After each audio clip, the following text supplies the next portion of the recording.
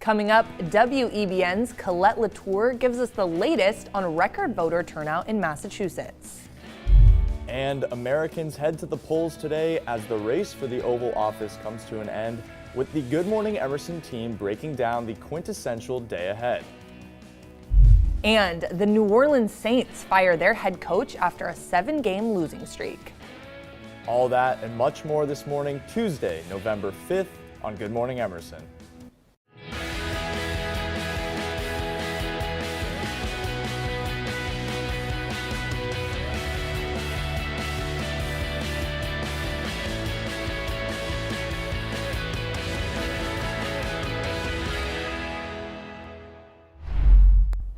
Good morning, Emerson. I'm Faith Pinno. And I'm Max Lasky.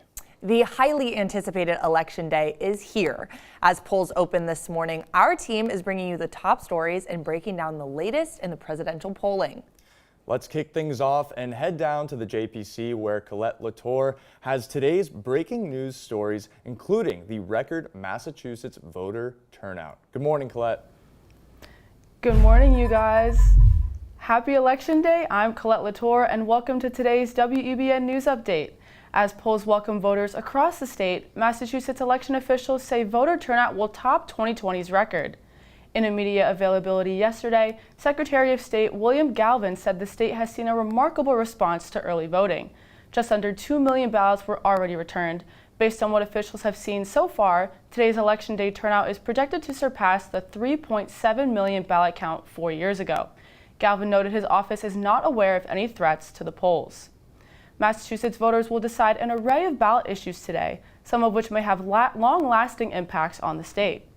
The 5 questions include getting rid of statewide testing as a high school graduation requirement, increasing minimum wage for workers who collect tips, and allowing the use of certain plant-based psychedelics. Some of these questions have been hotly debated for decades.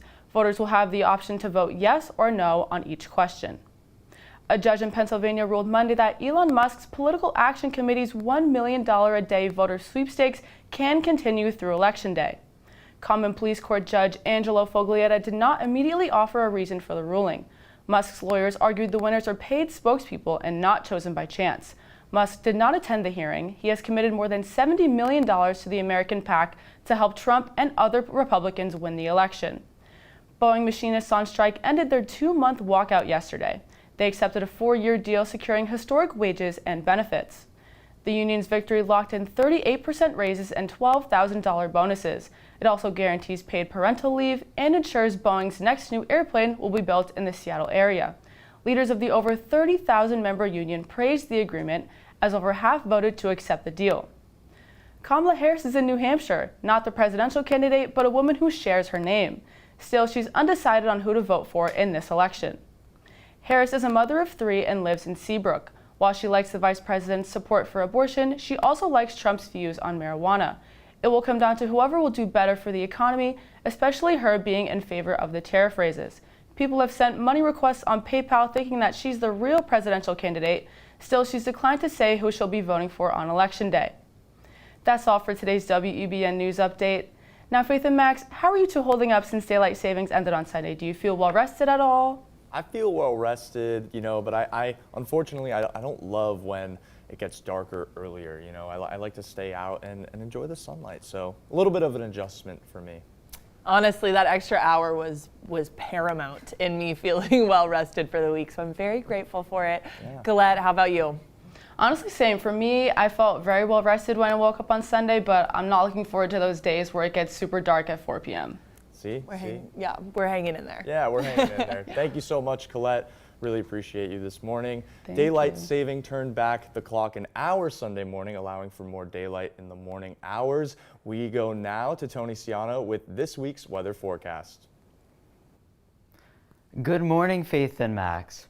You may not have been able to tell on your morning commute this morning, but the 55-degree weather is what we're heading into throughout this afternoon. However, it'll bring out some warm temperatures in the afternoon, reaching a high of 72 degrees around 2 p.m. This is a big jump from yesterday's high of just 52. However, as we know, Massachusetts weather is definitely unpredictable no matter what month we are in. Looking deeper into the week, tomorrow will have an even higher 75 degrees, marking the highest point in the week before we drop back down into those 50s and 60s. This week is making history for its record-breaking warmth for this time of the year in Massachusetts. But it looks like by Saturday, we will be back on a more traditional fall weather track with a chilly high of only 51 degrees. The sunny weather today is sure to make for a great walk down to your local polling stations. So head on out, soak in some final sun, and cast your ballot. That's all I have for weather this week. Back to you at the desk. Thank you so much, Tony. A historic week indeed. And the polls are already opening this morning in Massachusetts, with more opening across the country as the western states wake up. We're going to send it over now to Noah Berkowitz, who has more for us on the national poll times so that you don't miss your chance to vote. Thank you, Faith and Max. As we speak, ballots are being cast across the country to vote for the next president. Different poll closure times will help determine which states we will see numbers returning in first, especially those crucial in the outcome of the election. The first to shut their doors will be Georgia, where the polls close at 7 p.m. Eastern. Following that, if you head just a tad further up the coast, North Carolina will close at 7:30. Key swing states of Pennsylvania and Michigan both close at 8, then Arizona and Wisconsin at 9, and the final major battleground state to close its doors will be Nevada at 10 p.m. Eastern. For those who are cutting it close time-wise, make sure if you are in line, stay in line. As long as you get there before the polls close, they are legally obligated to let you vote. And for those hoping for quick ballot results, remember that while the polls close at different times, the way each state tabulates votes is different. So expect to see certain races called before others, regardless of when the polls close. And Donald Trump on Sunday told supporters at a rally that he should never have left the White House in 2021. This rhetoric echoes similar sentiments made at his other rallies by the former president of false election conspiracies. At the same rally, Trump described Democrats as demonic and said that if a gunman was aiming at him, he wouldn't mind if they also shot at the fake news. Trump has increased his attacks after a major poll dropped showing Vice President Kamala Harris up by 3 points in Iowa, a state he carried during both his previous campaigns.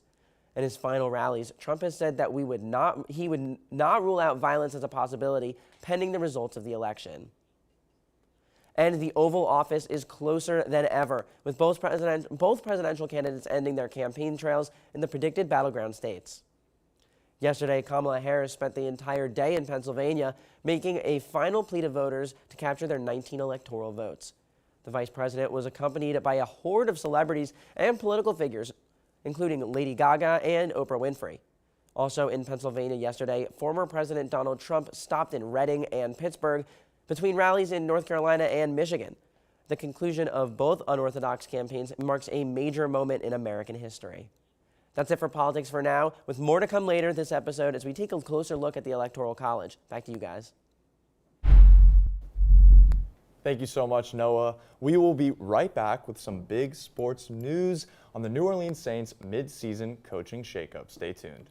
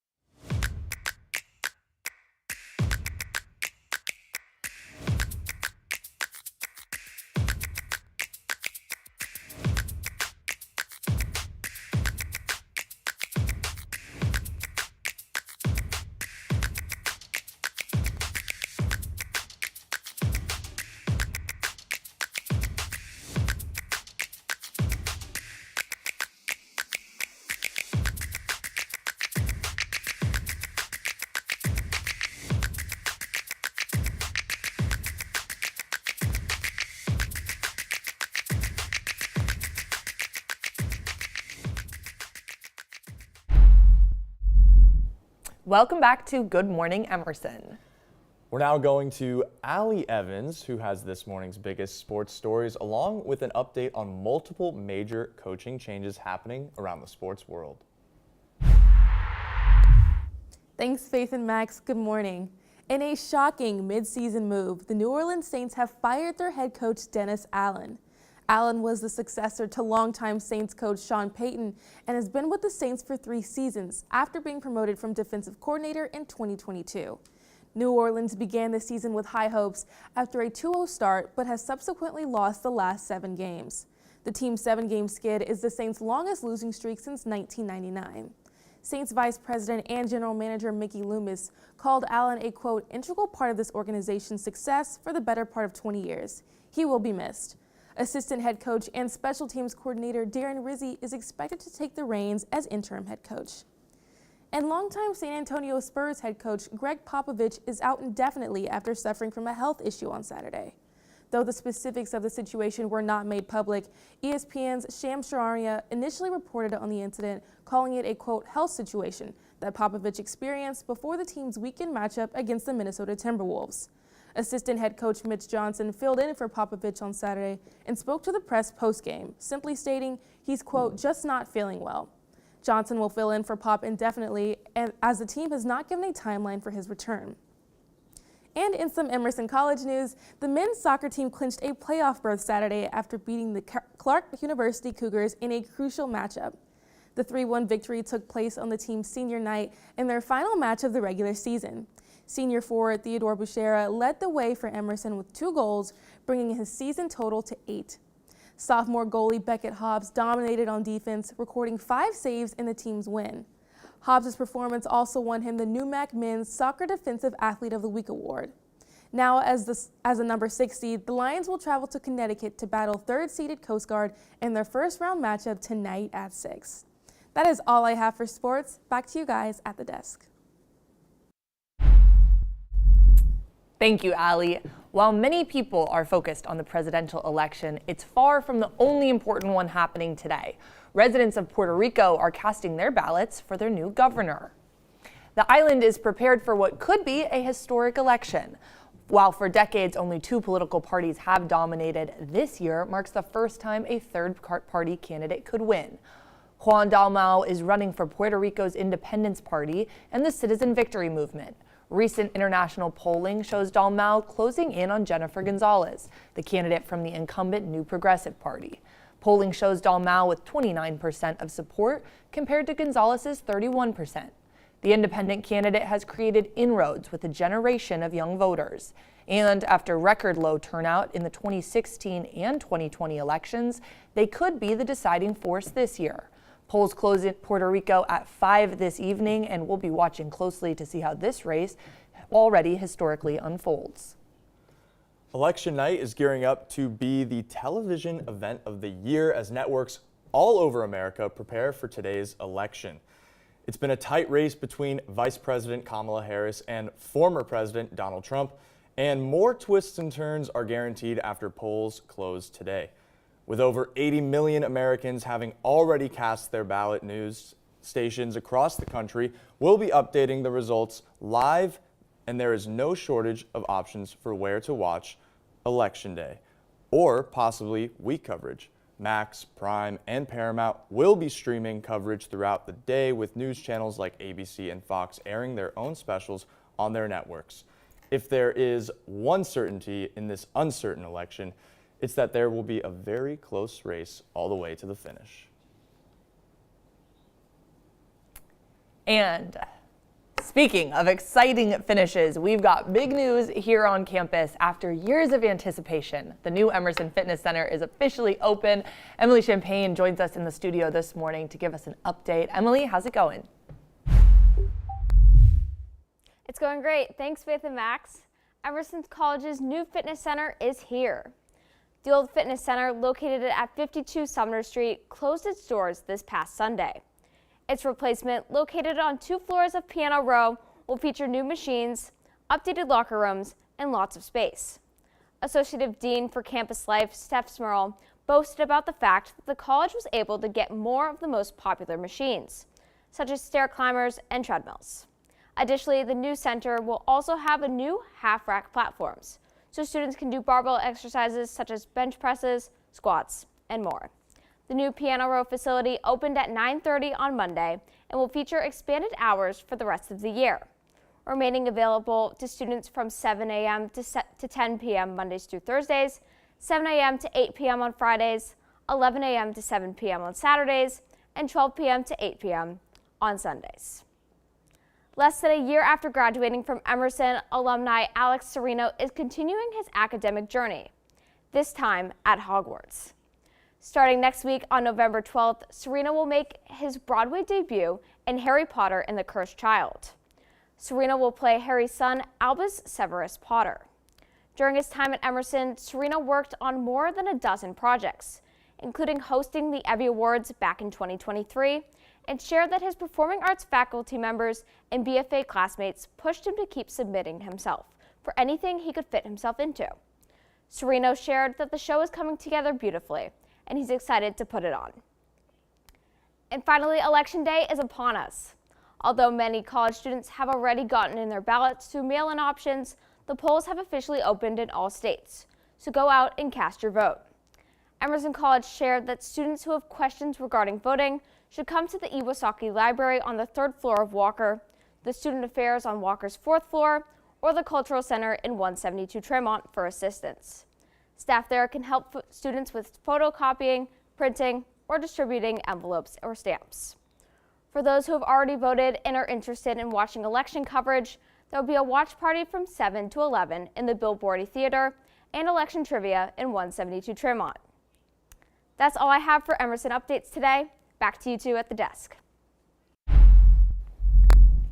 Thank you, Emily. For more election coverage tonight, WEBN will be hosting their own live special in collaboration with Emerson Channel at 8 p.m. That's right, and after the break, Ryan Williams takes us to the Women's March where it took place in the Boston Common this weekend. And Noah Berkowitz has a special Election Day look at the polls as they open for the 2024 presidential election.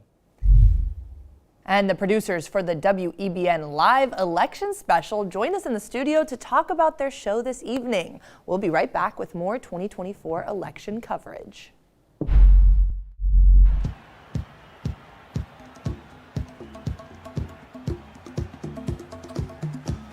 All right, coming back in 10 seconds. Ready, camera one. Camera one, get a wide shot of the entire thing, and in 3, 2, 1, take it. Talent cue. Welcome back to Emerson College. Emerson Camera trails 4, get a shot of the players coming across the court. 10 seconds left. Emerson trails by 1 point. As Camera 2 close on the person shooting. Thanks, Joe. With 10 seconds left, Emerson is hoping to pull away and score this big one. Camera 1, get a close up, follow them over. Emerson trails WPI 10 points. 10 seconds left. Emerson trails by 1 point as the team finishes their.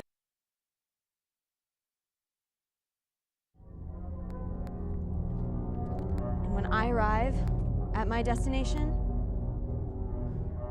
I am gonna kill Bill. What? Oh! Okay, cutting. Sorry, can we get some of this? Where in God's name is the gaffer's tape?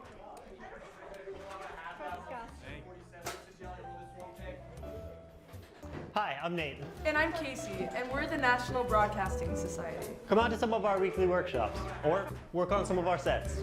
Explore the bigger picture with NBS. We'll see you there. All right, let's get another take. Camera, sound.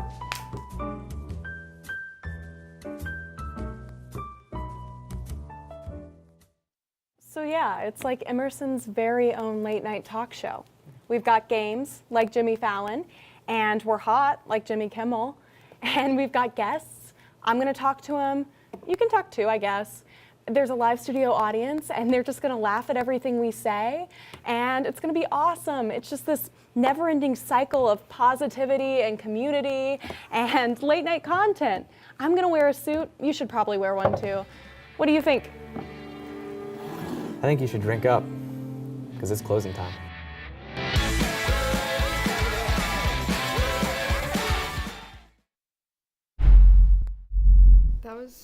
Welcome back to Good Morning Emerson. Over the weekend, women's rights protesters and Kamala Harris supporters held a rally in the Boston Common. Field correspondent Ryan Williams was on the scene.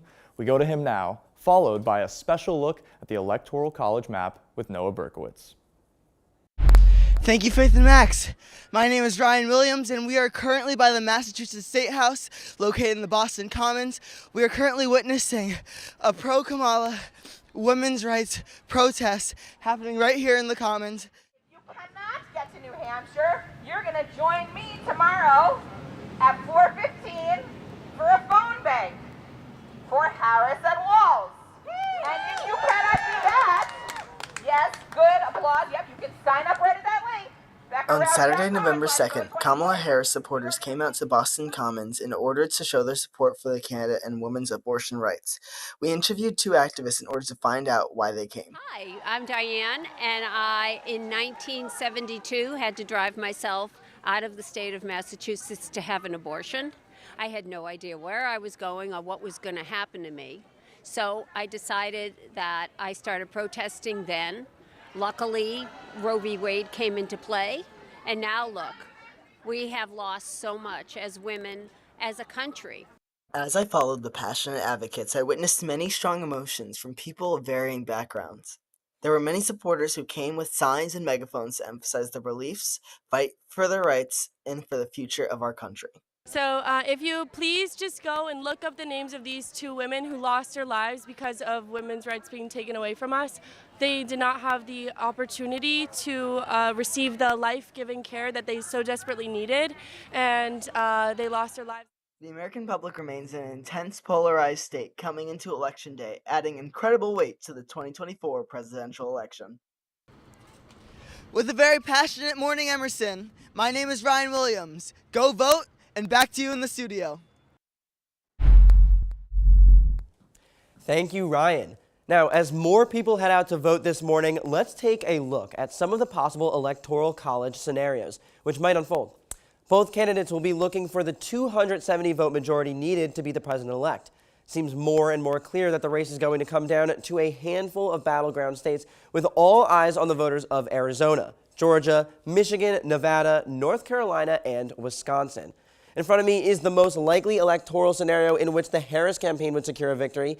Now, for Harris, the road to the White House goes through the Rust Belt, meaning that the 10 electoral votes from Wisconsin, Michigan, Pennsylvania are crucial. Tonight, Harris is hoping that Midwestern voters will swing her way in these states, and if she can secure them all, potential losses in the other states won't matter. Now, on the other hand, here's the scenario in which former President Trump is most likely to win. With Arizona still being considered a swing state, despite its likelihood to go red, Trump will be relying heavily on North Carolina and Georgia. However, if Trump loses North Carolina, he can still clinch a victory with a win in Michigan and become the president-elect. Now, the one battleground state with major say in this election is probably going to be Pennsylvania. The state holding the original home to independence will be a major and possibly make or break win for whomever gets the 19 votes. Kamala Harris will be hoping to rack up as many votes as possible in Philadelphia and Allegheny County, while still attempting to match Joe Biden's numbers from 2020 in rural red-leaning counties. Now, for Donald Trump, a victory in Pennsylvania would box the vice president in, requiring her to pick up different swing states that equate or outnumber the total of electoral votes from Pennsylvania. He'll be hoping that rural voters turn out in droves, along with hoping that independents and less conservative Republicans don't flip blue. At this point in the race, both candidates absolutely have viable paths to the presidency, with even a slight polling error, meaning we could see a trouncing or, more unlikely, but still possible, an Electoral College tie.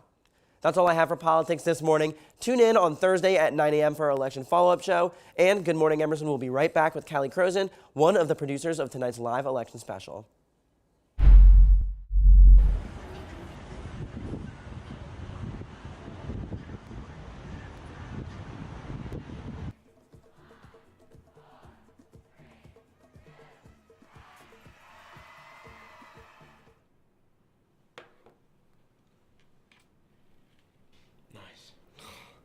Jeez, that's real super. Had a nitwit like you get so tasteful. I can't believe Lance prefers Brad's commercial to mine. Let's see NBS's commercial.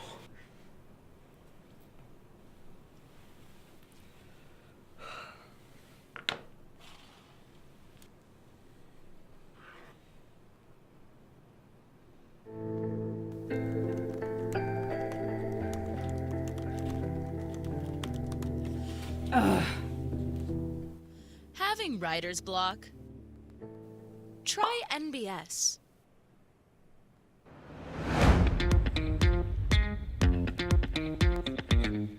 All right, everyone, put those scripts away. We're going up with scene convention canceled in 5. And action. It was you all along! No. I didn't kill the boy. Cut. Struggling with delivery? Try NBS. It was you all along! It wasn't me. I... Cut. Everybody hold. Lighting. What's going on?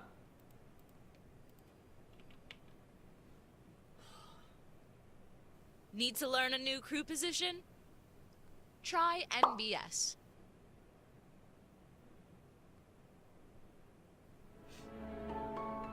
It was you all along! It wasn't me, okay? I didn't kill the boy. I promise.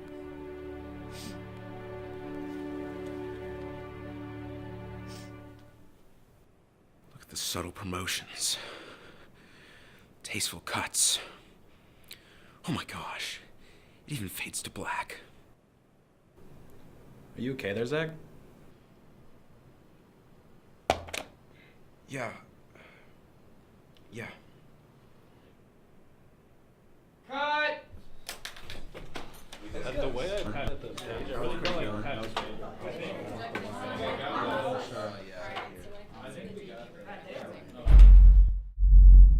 Welcome back to Good Morning Emerson. We are joined now by Callie Crozen, one of the producers for the WEBN Live Election Special. Callie, welcome to the studio. Thank you, Faith and Max, for having me. Good morning. Good morning. So happy to have you, Callie. I'm sure you've been going nonstop, getting prepared for this evening. The last few weeks have really been insane as we gear up for tonight. So how long have you been prepping for this? How long has the team been working on this? And what did that preparation look like for tonight's special? Quite honestly, this has been in the making since the 2022 election. We finished up some of our work on the special there.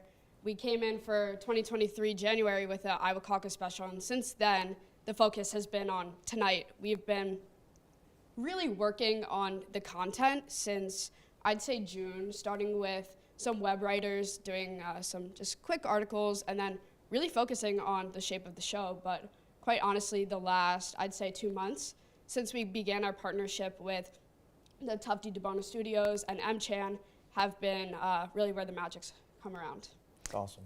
I know WEBN's kind of home is in the JPC, but it's also a multi-studio special with M-Channel, and it's going to also happen in Tufty tonight. So how did the idea to make this kind of a cross-production special come about? Yep. So WEBN and M-Chan have been partnering on multi-studio specials since last year, but the focus of tonight really was inspired by our faculty advisor, Angela Anderson-Connolly, and some of the advisors for M-Chan, specifically Diana Barton.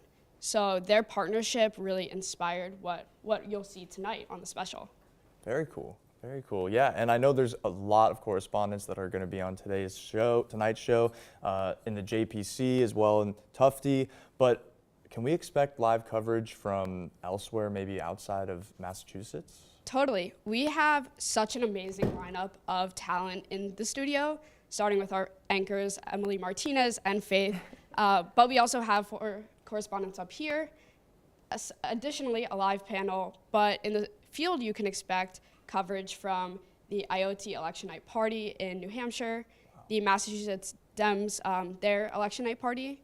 We have a reporter down in DC, Peyton Kavanaugh, who will be either calling in from the White House lawn or pending presidential approval, the Harris night party. Wow. And then lastly, we'll be sending a reporter to the Billboardy to cover Emerson's election night events as well. Very cool. Wow, lots of exciting things. Yeah. And yes, you heard it right. I will be back anchoring this evening, so you can tune in back to back.